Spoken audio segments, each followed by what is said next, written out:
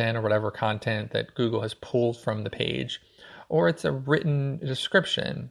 And people write those descriptions because that's a hook. It's a way to get you to click on that specific link as opposed to another one. So it improves the chances that the searcher will click on that search result. So for OnlyFans, the bio typically acts as the meta description because it is the first information on the page. Again, you're not given options to place meta titles and meta descriptions by OnlyFans. So they're going to use these things as default. So they're going to use that first information on the page, even if it's inadequate. They're going to pull whatever they can so that there's something to display. So, OnlyFans does not have an option for the content creators to change the meta information. So you need to think of your bio as what will be read by potential searchers underneath your page link. While meta descriptions are not a search engine ranking factor, as we went over about a ranking factor, meaning you could stuff keywords into that bio all day long and it was not going to make it any more likely for you to rank for those keywords. Your meta title is. So in this case, because it's the text of the page, it is a ranking factor. So I know this is getting confusing. So because you can't have a meta description, if you could, it wouldn't be a ranking factor. But because you don't, it's now content in your site, and content on your page and in your site is a ranking factor. So when you place information in your bio, again, that's going to be something that Google will use to rank you. So typically this is why a meta description is created, because it's hard for the text on a page to try to serve two masters at the same time. One's the potential searcher and the other the person who is on the page actually reading your information. So you can imagine if everyone wasn't able to say that, then the first thing you would read on a page would be, come check out the latest information on blah, blah, blah. And you're like, wait, I'm already here on the page. Why does this page say that? That's to prevent that. So, for OnlyFans creators, it has to serve, this one bio has to serve three masters. The third being the potential person who you have either brought in via social media or has found you via OnlyFans to try to convince them to subscribe to your page. So this is a lot of people, or a lot of things for one little bio to do. So as I've talked about previously on the podcast, I've talked about hitting people with a quick message, in the very beginning, the stuff that's above the fold that will hook them in. So you definitely want to still do that. And here is how I would lay out this bio. So it would say, hi, I'm, and then your username, comma, I provide, and then keyword, keyword, keyword. And I'd love to have you check out what I provide. And then you want to have a call to action statement, for search engines. And then I look forward to talking to you soon. So I'll break this down on why I suggest all of these. So you start with a personal message, because remember, OnlyFans at its core is a fan club site, and it's about personal connection. Second, you want to introduce yourself so people know that they are at the right place. You don't know how they found you, and you don't want someone to think they're at the wrong place. So, if you put the keywords in the front, as I mentioned, Busty Burnett, Busty Burnett, and the person's like, am I even, on Vampire Girl's page? Like, they won't know. So you don't want to cause confusion, because again, you're having to serve all these different people with this one bio. And then third, add keywords that describe what you are, what niche you're in, what you fulfill, what content will be on the site, etc. So that's the point where you can add some keywords into your bio. And then the fourth part is, I'd love for you to ... So make sure to let them know that it's about them and that you want something, from them, and it makes you happy that they will be doing it. So again, them, and them. This is not about you. You'd love for them to do it because it's going to make you happy to do something for them. And then 5, call to action statement. This is good for both search engines and potential subscribers. Your call to action should be strong, and you'll want to research the one that's best for you. We've definitely gone over call to actions before on the podcast as well. It's a strong statement that gets someone to take action. And then 6, the last, you want to end it with, I look forward to talking to you soon. So end back with the connection that they will be able to talk directly to you once they subscribe and get behind the paywall. So you're starting with the personal message of who you are, and you're letting them know if they end up subscribing, you care and you're going to talk to them. And you now have a bio that is search engine friendly as well, and you can start targeting keywords. So at this point, you now have a written bio that serves all 3 masters: 1, new people just finding your page; 2, people who know who you are from the world or your marketing efforts; and 3, people who may decide to click on your bio via search engines. So that's a lot, right? All right. So next we want to go over ways to appear on search engines and our OnlyFans search and recommendation results. So I definitely recommend creating a detailed list of keywords for your OnlyFans page. You now have search engines you have that are, out there. I don't know, we've gone over this before about OnlyFans search engines like OnlyFinder, where people are finding, creators that way. So it's imperative that you know the target keywords that are best from you.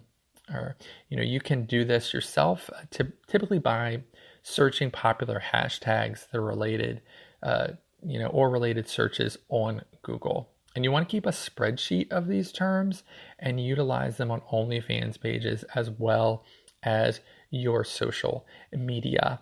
If you have a need for this, feel free to reach out to me as far as keyword research is. Most of that can be done for free, but if it's really extensive, then I might have to end up charging for that. But reach out to me.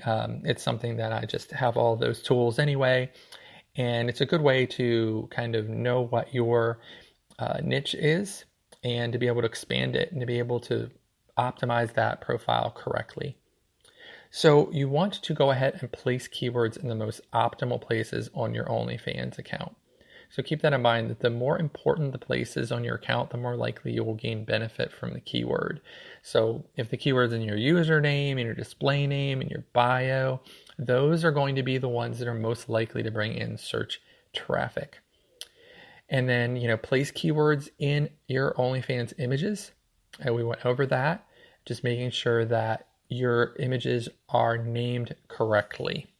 They're not just bio 1 or your name or something like that. They contain keywords. They contain your name, but they also contain keywords. And then I also suggest just getting a free account with OnlyFans, because this doubles your opportunity, when it comes to keywords and optimization. So if you have an account right now and you're kind of stuck, with what you're doing, like, okay, well, this is what I've been producing, but I really want to be targeting this, but I don't really want to mess with a good thing that's happening on my account the way it's set up. You can get a free account, and then basically you can set that account up completely optimized and, trying to push in traffic from search engines and from the OnlyFans kind of search engine. So we'll go over that too. So how can you improve coming up in OnlyFans search engine sites like OnlyFinder? So there are a lot of these, and these are different than OnlyFans leak sites. Obviously we're against OnlyFans leak sites at the highest level. These sites are scraper sites. They're basically just scraping the same information that Google has and that Google is scraping, but they're putting it into a more easily digestible, way for people to make those searches.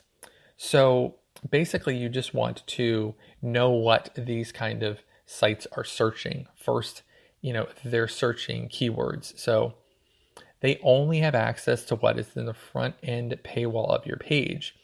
So meaning that they're basically searching your display name and bio information. You want to make sure that you have as many appropriate keywords as possible in your bio information. The most common bio searches, are for 1, age, 2, location, 3, physical features, and then 4, interests. So make sure you have that information in your bio so that when people search for creators, your page is more likely to come up. And then second, they're searching for location. So although this may seem odd, many subscribers search, or potential subscribers search by location because they enjoy supporting creators near them. This could be because they are nice, or likely they have the hopes of meeting in the future, which obviously is against the terms of service. So I don't feel that you want to completely miss out on this. So for safety reasons, I would put your location as a mid to large size city that isn't near you at all. You don't want to miss out on people who might subscribe based off location. But you want to make sure that your safety is first. So pick something mid-sized, a place where maybe it's underutilized, and go with that. And that you aren't afraid of people saying, "Oh, wow, you're from here." It's something you could actually have a conversation about. Okay, and then third, include a popular age. Okay, so we went over in the episode about the most popular non-celebrity accounts, and almost everyone was claiming to be 18 or 19 on there. There's a whole section of OnlyFinder just says 18 with a little birthday again. If you're 21 there, and you're on OnlyFans, there is nothing that OnlyFans says that you can't put whatever age you want to. Obviously, no one's allowed on that site under 18. You shouldn't be on that site if you're under 18. If you feel like putting a more popular age, if you're 25 and you think 21 is going to work better for you, do what you got to do. Just keep in mind that people are searching for these things, and it increases your chances of them finding you. Okay, so next would be ways to improve coming up on social media marketing searches. So this is a little different, and we have expanded out a lot beyond just Google, I realize, but I wanted to talk about all the ways that you can improve yourself for search. So on not safe for work social media, make sure to have 2 accounts, one for 18 plus material and one for non-18 plus material.